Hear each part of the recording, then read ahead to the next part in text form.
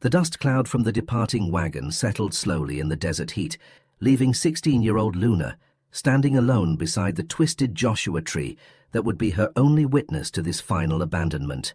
She pressed her fingers against the leather pouch containing her few remaining coins, perhaps enough for 3 days of food if she was careful, and tried not to think about the vast emptiness stretching in all directions under the merciless Arizona sun. Behind her, the wagon tracks were already blurring in the wind-shifted sand, erasing the last evidence that she had ever belonged to anyone or anywhere. "Cursed eyes bring cursed luck," her stepfather had declared that morning, his voice carrying the finality of a judge pronouncing sentence. "I won't have the devil's mark traveling with my family to California." The other families in their wagon train had nodded in agreement, their faces reflecting the same superstitious fear that had followed Luna her entire life. One brown eye, one green, a quirk of birth that had marked her as different from her first breath and had now apparently marked her for death in the desert. Luna had tried to argue, had pointed out that she had been pulling her weight for the entire journey, that her supposed curse hadn't brought them any particular misfortune, that abandoning a girl in the middle of nowhere was itself likely to bring bad luck to those who did it.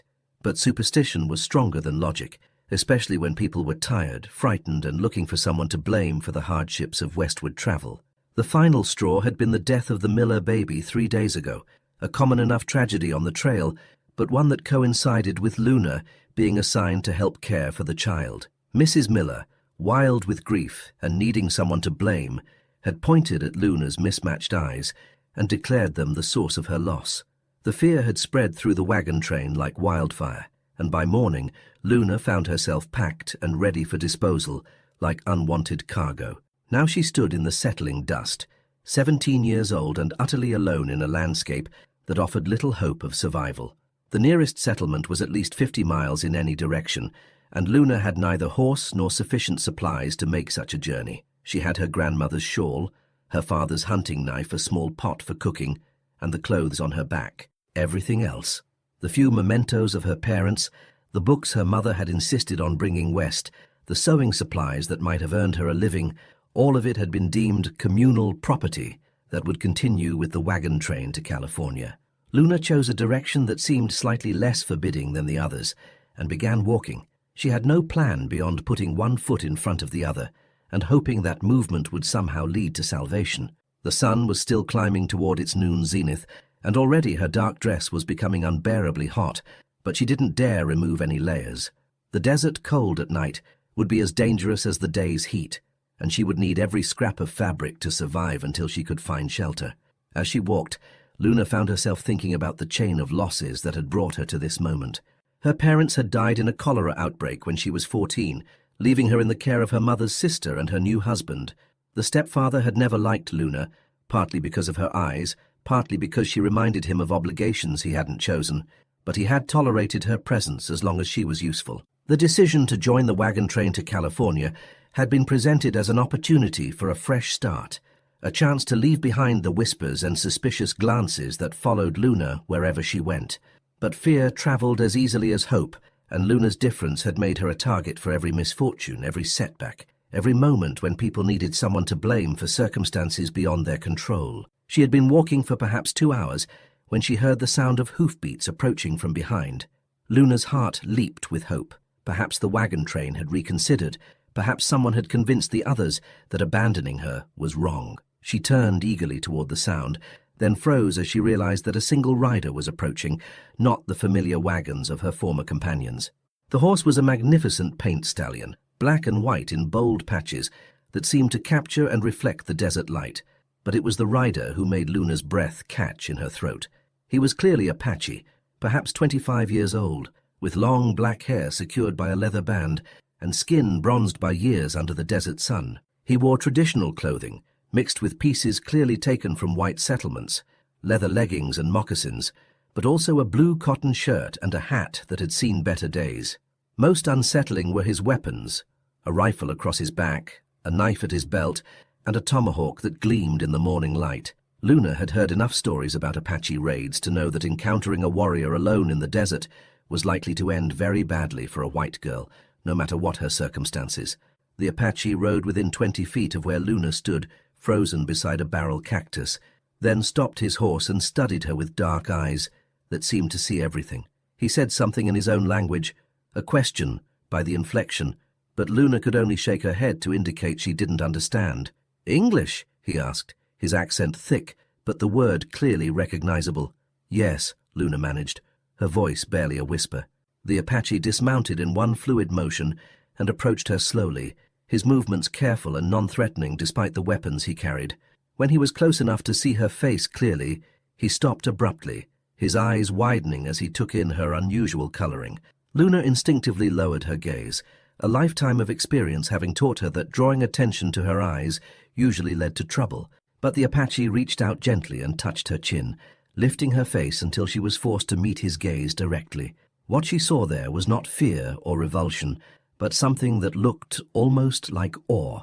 "Eyes of the sacred vision," he said in careful English, his voice carrying a reverence that Luna had never heard directed at her appearance. "One for the earth, one for the sky. You are marked by the spirits." Luna stared at him in confusion. "Marked? But people say my eyes are cursed, that they bring bad luck." The Apache, who had still not given her his name, shook his head emphatically. "White man's ignorance. Your people fear what they do not understand. Among my people, such eyes are a gift from the Creator. They mark one who can see both the world that is and the world that could be." Luna felt tears gathering in her mismatched eyes. After 17 years of being told she was cursed, marked by the devil, destined to bring misfortune to everyone around her, here was someone telling her that her difference was actually sacred. "I don't understand," she whispered. "My name is Ayana," the Apache said, settling cross-legged on the ground in a gesture that somehow made him seem less intimidating, despite his obvious strength and the weapons he carried. "It means eternal blossom in your language. I am a scout for my band, and also, how do you say, one who speaks with spirits?" Luna remained standing, uncertain whether sitting would be interpreted as acceptance of some kind of offer she didn't understand. "My name is Luna, and I don't speak with spirits." Ayana smiled, the expression transforming his stern features into something unexpectedly warm. "Perhaps you do not know that you do. Tell me, Luna with the sacred eyes, why are you walking alone in the desert with no horse, no supplies, no water, for the journey ahead?" Luna felt shame burn in her cheeks as she explained her circumstances.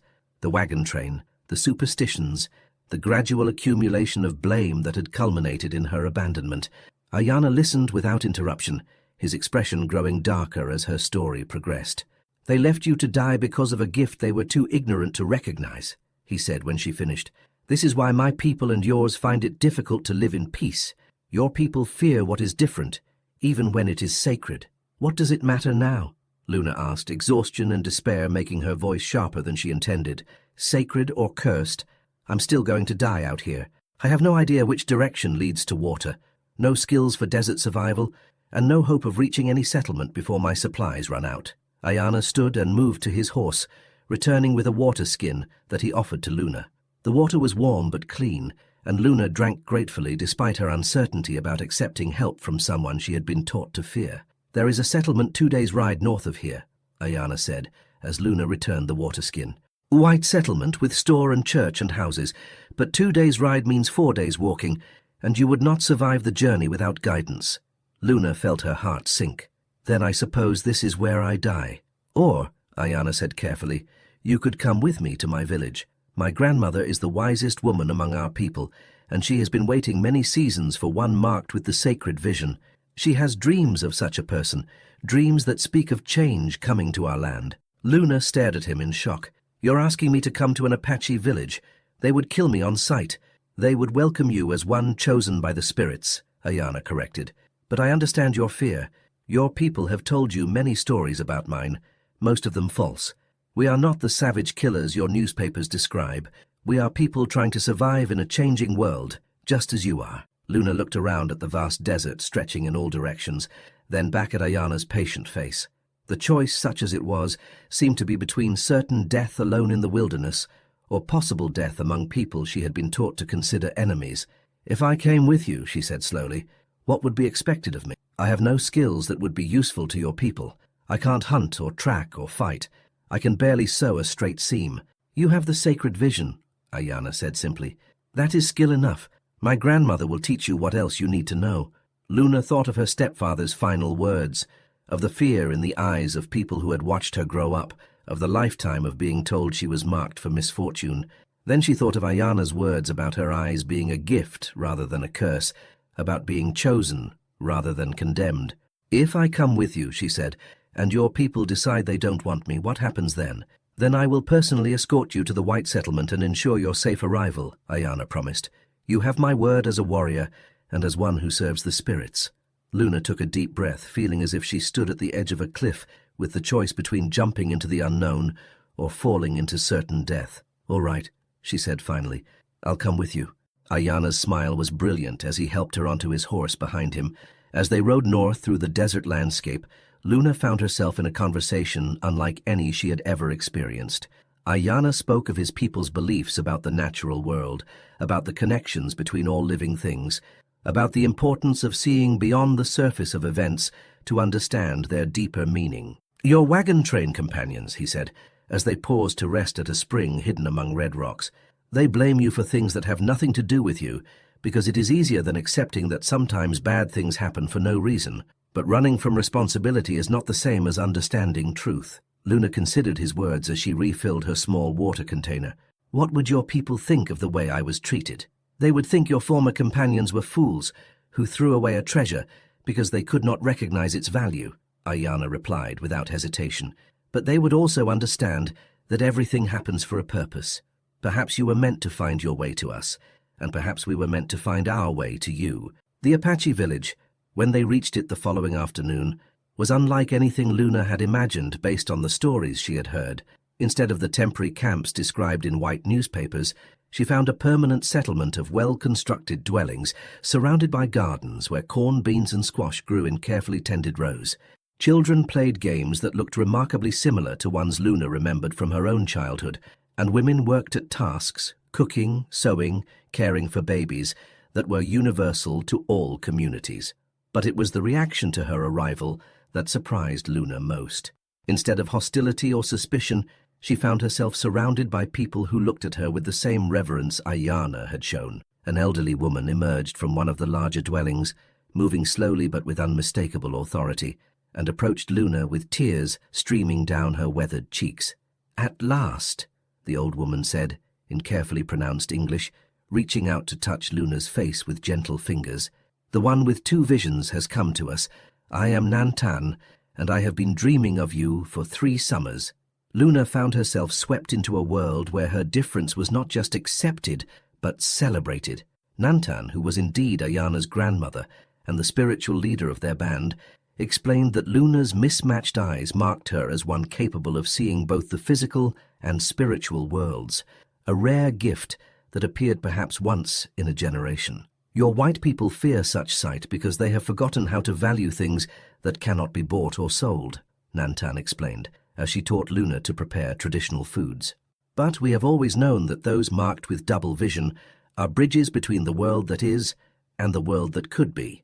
Over the following weeks, Luna learned not just how to survive in the desert, but how to thrive in a community that valued her uniqueness. She learned to identify edible plants, to track animals by their signs, to read weather patterns in the sky. More importantly, she learned to see herself through the eyes of people who considered her blessed rather than cursed. Ayana proved to be a patient teacher, and gradually something more than that. Their friendship deepened into affection as Luna observed his kindness to children, his respect for elders, his skill as both warrior and peacemaker. She began to understand that the stories she had heard about Apache savagery were products of fear and misunderstanding rather than truth. "Why do our peoples fight so much?" Luna asked one evening as she and Ayana sat watching the sunset paint the desert in shades of gold and purple. "Because they want the same things," Ayana replied thoughtfully. "Land, water, safety for their families, the right to live according to their beliefs. But they have been taught that there is not enough for everyone, that one group's survival requires another's destruction." Luna considered his words, thinking of the wagon train families who had been so quick to cast her out when they needed someone to blame for their hardships. What if they're wrong? What if there is enough for everyone, but people just don't know how to share? Ayana looked at her with the expression of wonder she was learning to associate with moments when he saw something in her that she didn't yet recognize in herself. "That is the vision of one who sees with two eyes," he said softly. "The ability to imagine what could be, not just what is." It was Nantan who eventually put words to what Luna was beginning to understand about her place in the world.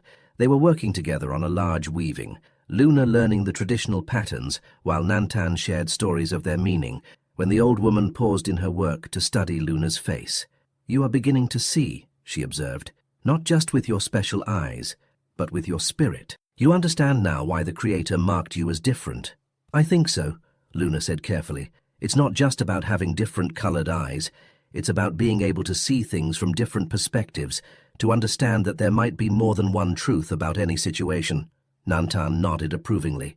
"And what will you do with this understanding?" Luna looked around the village that had become her home, thinking of the kindness she had found among people she had been taught to fear, of the acceptance she had discovered among those who valued difference rather than fearing it. "I want to help other people see what I'm learning to see," she said finally. "I want to help bridge the gap between my people and yours, show them that our differences could be strengths instead of sources of conflict." "And how would you do this?" Nantan asked, though her tone suggested she already knew the answer. "By living as an example," Luna replied, "by showing that someone can belong to both worlds without betraying either one." It was shortly after this conversation that Luna's opportunity to put her beliefs into action arrived in the form of a crisis that threatened both communities. A group of Apache young men, frustrated by repeated encroachments on their traditional hunting grounds, had raided a white settlement and taken several prisoners.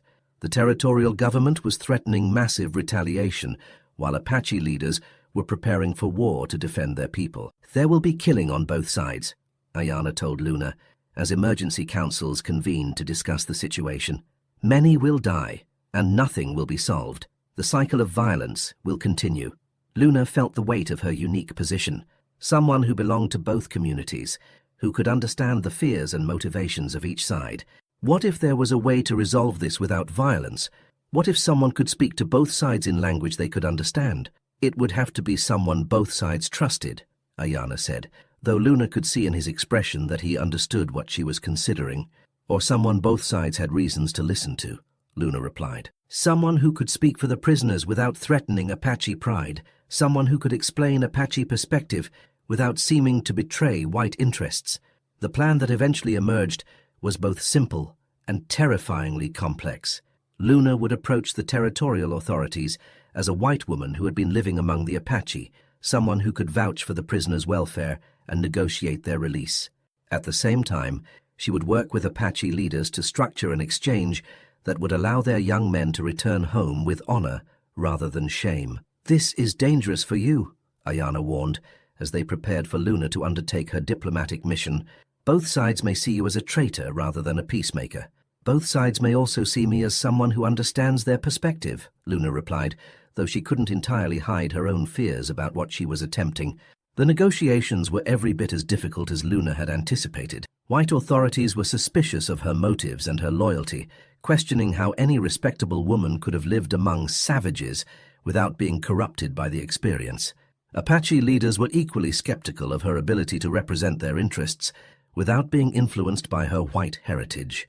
But Luna's unique perspective, her ability to see through two different sets of eyes, proved to be exactly what the situation required. She could explain to white officials that the Apache raid was a response to specific grievances about broken treaties and lost hunting grounds, not random savagery. She could help Apache leaders understand that territorial authorities were under pressure from Washington to show strength, making compromise politically difficult. Most importantly, she could speak to both sides about the human cost of continued conflict, the widows and orphans, the disrupted communities, the cycle of revenge that benefited no one and solved nothing. "You ask us to trust people who have broken every promise they've made," one Apache leader challenged, during a particularly tense moment in the negotiations. "I ask you to trust that some promises are worth keeping even when others have been broken," Luna replied. "I ask you to be the people who choose a different path, not because the other side deserves it, but because your children deserve better than a future built on endless war." The eventual agreement was imperfect but functional. Prisoners returned unharmed, Apache grievances formally acknowledged, and new boundaries established that provided both sides with necessary resources. More importantly, Luna had demonstrated that someone could successfully navigate between two worlds, serving as a bridge rather than being forced to choose sides. "You have done something remarkable," Nantan told her after the crisis had passed and life in the village had returned to its normal rhythms. "You have shown that one person with vision can change the path of many." "I had help," Luna said, looking at Ayana with gratitude and affection that went far beyond friendship. "I had people who believed in me, who taught me to see my difference as a gift rather than a curse." It was Ayana who finally put words to what had been growing between them during the months of Luna's residence in the village. They were sitting beside the spring where they had first rested during her journey to the village, watching stars emerge in the desert sky, when he turned to her with an expression of nervous determination. "Luna," he said, "I have a question to ask you, but I want you to understand that your answer will not change anything about your place among our people. You belong here whether you choose to bind your life to mine or not." Luna felt her heart race as she realized what he was preparing to ask. "What is your question?" "Will you marry me?" Ayana asked simply. "Will you be my wife and my partner in building bridges between our peoples? Will you help me raise children who can see with the vision you have brought to us?" Luna looked at this man who had saved her life, not just by rescuing her from the desert, but by teaching her to see herself as blessed rather than cursed. She thought of the village that had welcomed her, the work they were doing together, the future they could build based on understanding rather than fear. "Yes," she said, her mismatched eyes bright with tears of joy. "Yes, I will marry you, and yes, I will help you build bridges wherever they're needed." Their wedding was a celebration unlike anything Luna could have imagined, a blending of Apache traditions with touches that honored her white heritage, creating something entirely new while respecting both sources. The ceremony took place at sunset, with the entire village in attendance and special guests from several white settlements who had come to honor the woman who had helped negotiate peace. As Luna and Ayana exchanged vows, speaking promises in both English and Apache, she reflected on the journey that had brought her from abandoned outcast to honored bridge builder. Her different-colored eyes, once the source of shame and exclusion, had become the foundation of her identity as someone capable of seeing multiple perspectives and finding common ground where others saw only division. In the years that followed, Luna and Ayana continued their work as mediators and peacekeepers, helping to resolve disputes between Apache bands and white settlements throughout the territory. They established trading relationships that benefited both communities, negotiated water rights that provided for everyone's needs, and created educational exchanges that helped reduce fear and misunderstanding on both sides. They had 5 children together, 3 sons and 2 daughters, whom they raised to be fluent in both languages and comfortable in both cultures.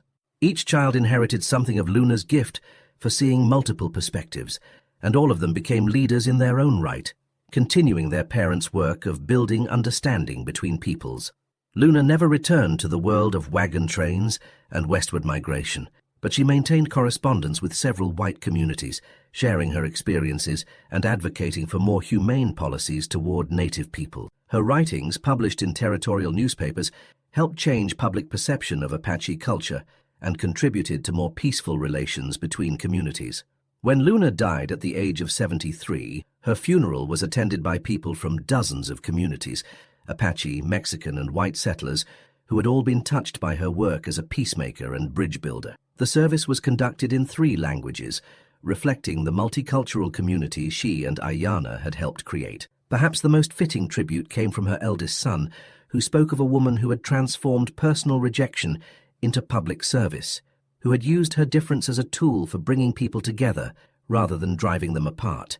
"My mother was thrown away by her own people for having eyes that didn't match," he said, addressing the diverse crowd gathered to honor her memory.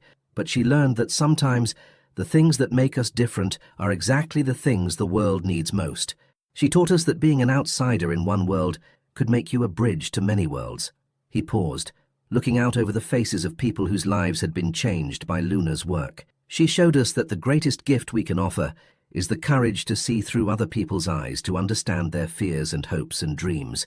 She proved that one person with vision, even vision that others call cursed, can change the world for the better."